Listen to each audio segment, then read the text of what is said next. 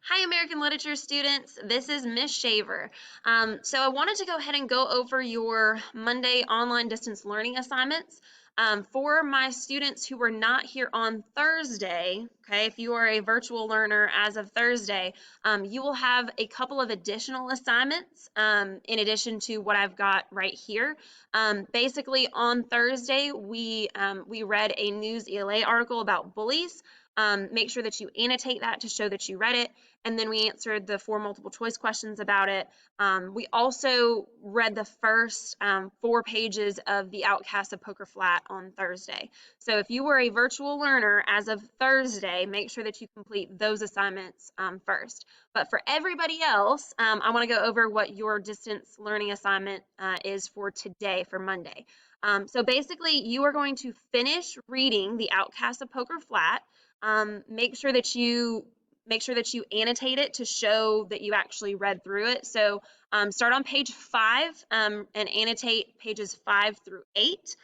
Make sure that you're paying really close attention to what happens, the characters, the main sort of plot, and what happens. Because remember, at this point in the story, what we read on Friday, they're running out of food. Uncle Billy took off with, their mules, so they have really no way of escaping.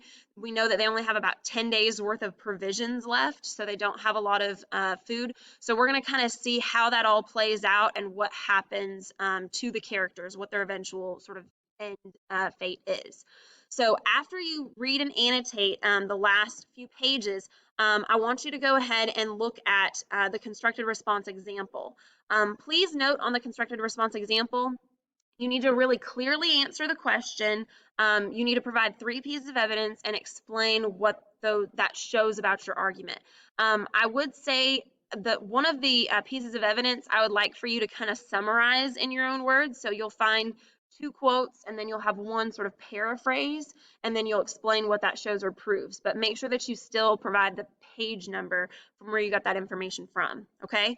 So again, this is the video that just kind of goes over what your assignment is going to be. I'm going to post another video a little later on where I talk a little bit more in detail about the constructed responses and what I want you guys to do for that, okay? If you have any questions, please email me and let me know.